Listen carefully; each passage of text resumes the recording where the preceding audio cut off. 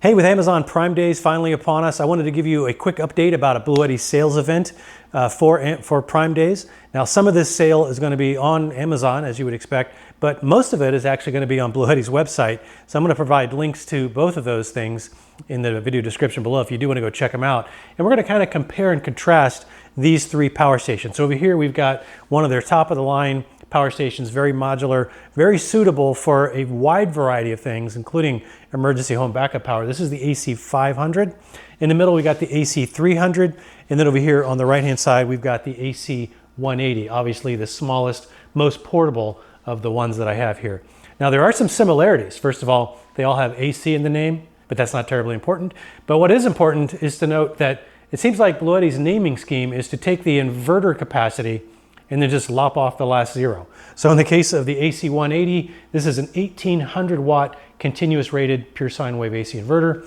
In the case of the AC 300, you guessed it, it is a 3000 watt continuous rated inverter. And then the AC 500 is a 5000 watt AC inverter. All of these power stations do support the Bluetti mobile app. They all have UPS mode or EPS mode of some sort, which is suitable for automatic switchover power backup for residential purposes, not really suitable for critical data center type server backup and that kind of thing, but certainly suitable for the things that we would care about for home use. All right, I think that's about it as far as the similarities go, but now let's talk about the differences between these units because they get fairly dramatic in terms of the differences.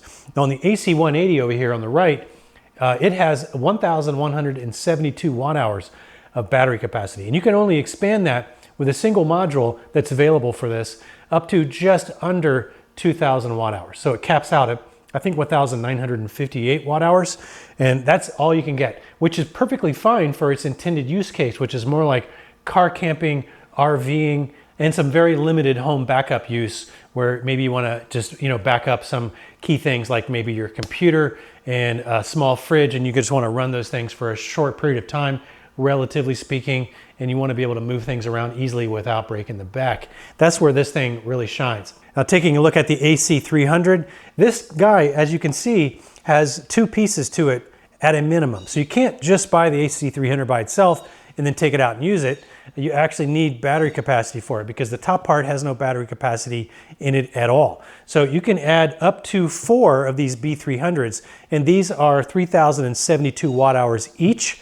So this would give you a maximum total of about 12 kilowatt hours of battery capacity, which is suitable for some pretty significant home backup power if you ever needed to use it for that.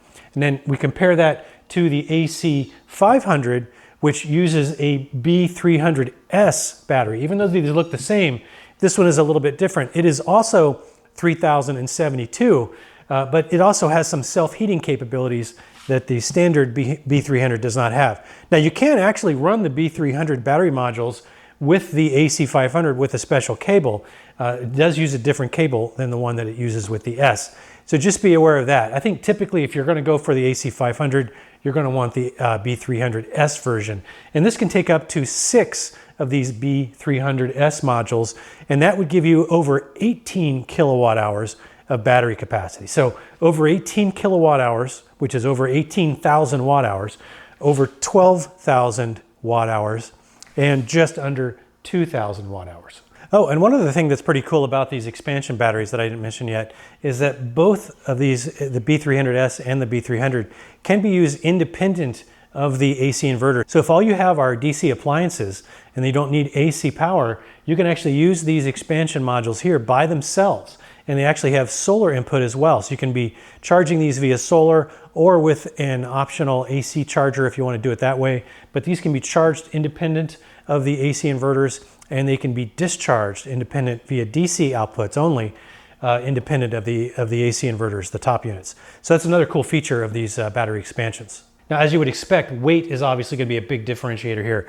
The AC 180 comes in at about 35 pounds, very manageable. On the other hand, when you look at the AC 300, the top unit by itself is 47 pounds, and that's without any battery capacity at all. When you add in the B300, this by itself is about 80 pounds. So the combined weight on these two guys is about 127 pounds.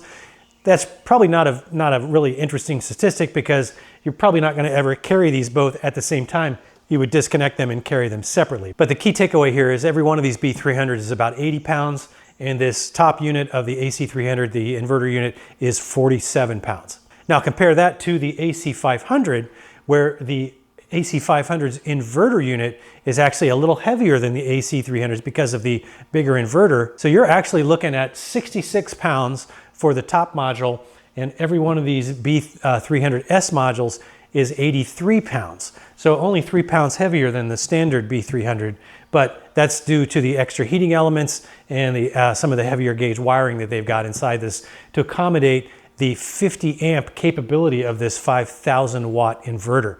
So I don't know if you can see back here, but the cables used between the primary inverter module and the battery are much thicker than the cables that we would use back here between the AC300 and the B300 battery modules. This is a 30 amp charging system at a max. This is a 50 amp charging system at a max. Now, another big differentiator is that with the AC180, at least in the US, you are relegated to 120 volts only. You can't put this in parallel with another unit and get split phase 240 output.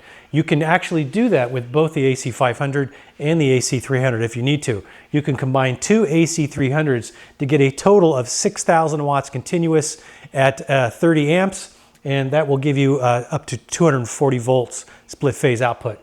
And with the AC500, you can put two of these together and get up to 10,000 watts of continuous rated inverter output at 50 amps. So significant difference between even these two and then obviously these two versus this guy. Now, in terms of pricing, obviously, as you would expect, again, a very big difference here. And they do have a really good deal going on Amazon right now on the AC180. This thing, at least as the time I'm filming this, with the Prime Day sale pricing, it is on sale for $549, which is the lowest price that I've seen this AC180 at. Now, the AC300 with a single B300 battery is going to sell for around, I think, $2,099. And I think that's the same on Amazon as it is on Bluetti's website. You may want to double check those two locations to see what those bundle pricing deals are and which one might have the better deal. But if you're looking for something in that 3,000 watt hour range, this would be a good place to start for that. And then since it is modular, you can expand as you need it. You don't have to get all the battery capacity up front, since it is pretty pricey to add these modules. Now, when you jump up to the AC500, that adds about another $700, so $27.99 versus the AC300, and that again is with a single B300S battery.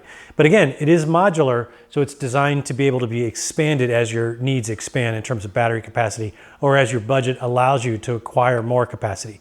So one of the things I really like about these setups here with the AC500 and 300 is that because they are modular, you can take on, if you happen to want to just use it for a car camping trip or RVing or in a camper and van, you can just take a single inverter and a single battery, and that might be sufficient for short-term trips, or maybe two batteries if you're really going to stay out a little bit longer, and you got significant solar capacity with these two units as too. We'll cover that more in a second.